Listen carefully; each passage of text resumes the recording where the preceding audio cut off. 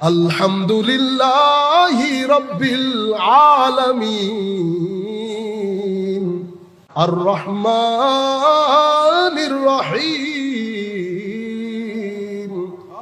মালিকি ইয়াউমিদ্দিন ইয়্যাকা না'বুদু ওয়া ইয়্যাকা নাস্তাঈন اهدنا الصراط المستقيم صراط الذين أنعمت عليهم غير المغضوب عليهم ولا الضالين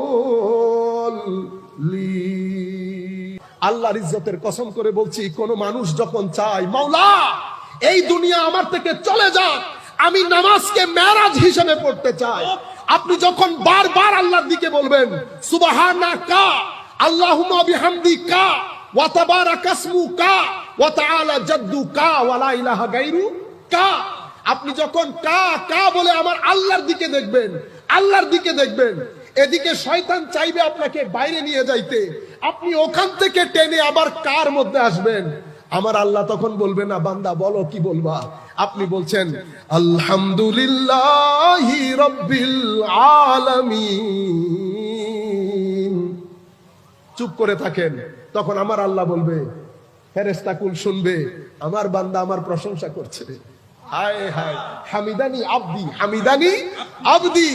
এখন কথোপকথন শুরু হয়েছে, যেই কথোপকথন শুরু হয়েছে শয়তানের জ্বালানি ধরেছে, শয়তান চায় আপনাকে ভিতর থেকে টেনে ধরতে, আপনি ধাক্কা দিয়ে বাইরে ফেলেন, থু দিয়ে আস্তাগফিরুল্লাহ পড়ে আবার আপনি চালান আর রহমানির রহিম মালিকি ইয়াউমিদ্দিন ইয়্যাকা না'বুদু ওয়া ইয়্যাকা নাস্তাঈন ইহদিনাস সিরাতাল মুস্তাকিম সিরাতাল লাযীনা আন'আমতা আলাইহিম গায়রিল মাগদুবি আলাইহিম ওয়ালাদ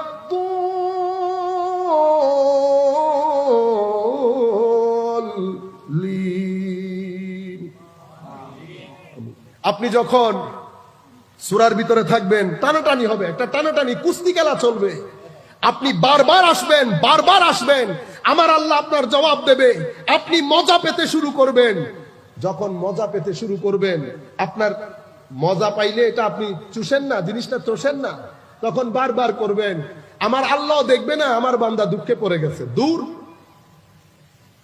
মাওলাই করিম যখন ওখানে ধাক্কা লাগায় বান্দা নিরাপদ হয়ে যায়, বান্দা নিরাপদ, তখন আমার আল্লাহ ঘোষণা দিচ্ছেন শয়তান আজকের পর থেকে আমার বান্দার উপর কোনো খেলা চলবে, ইন্নাকা লাইসা লাহু সুলতান আলাল্লাযীনা আমানু ওয়া আলা রাব্বিহিম ইয়াতাওয়াক্কালুন, যেই ব্যক্তি আমার উপর ঈমান আনয়ন করে আস্থা রাখে সেই ব্যক্তির উপর তোর কোনো চেলাগিরি চলবে না। সম্মানিত ভাইরা, বান্দা যখন এই আন্দাজে নামাজি হয়, এই বান্দার মধ্যে একটা বিপ্লব সৃষ্টি হয়, ভদ্রতা, নম্রতা, সহনশীলতা, উদারতার দিক থেকে বান্দার মধ্যে এক আজীব পরিবর্তন আসে।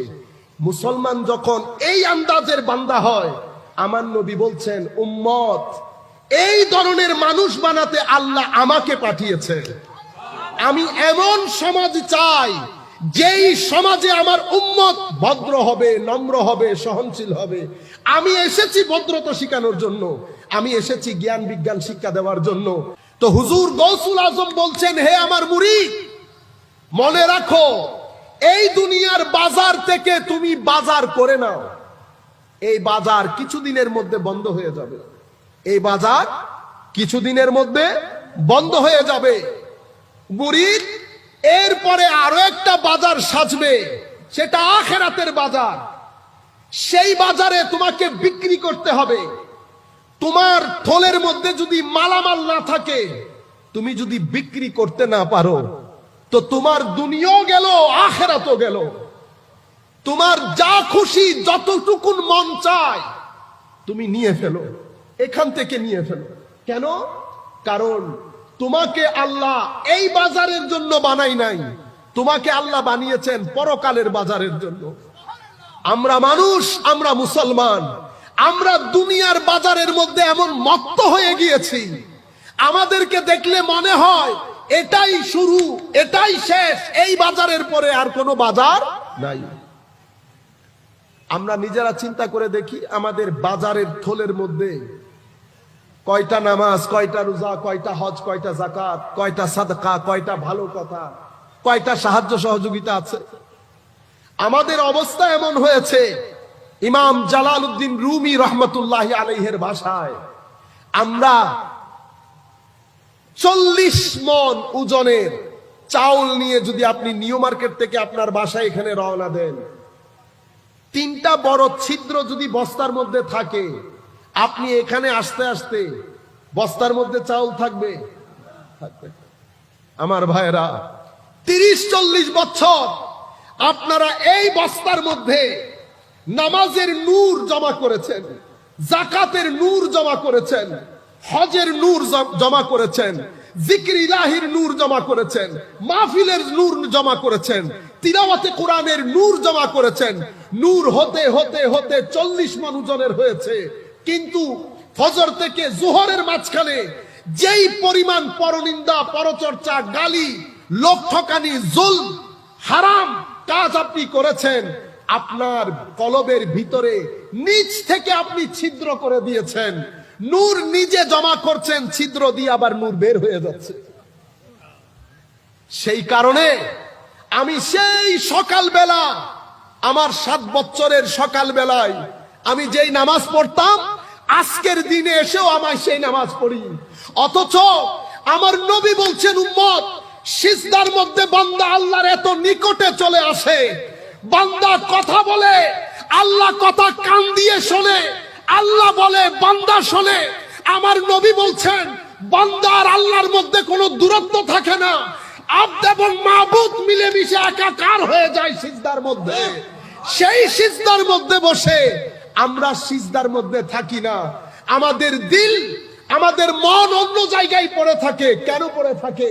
কারণ আমাদের শরীরের এই অংশকে আমরা অন্ধকার থেকে অন্ধকারচ্ছন্ন করে ফেলেছি। কেউ মিথ্যার মাধ্যমে, কেউ লোক ঠকানির মাধ্যমে, কেউ হারাম রুজির মাধ্যমে, কেউ অসহযোগিতা করে, বিভিন্ন প্রকার পাপ, পরনিন্দা, পরচর্চা, জুলম, দাম্ভিকতা করে। ভিতর জগৎ যেহেতু অন্ধকার হয়েছে, আমি মুখে যেটা বলছি অন্তরে সেটা ধারণ করতে পারছি না।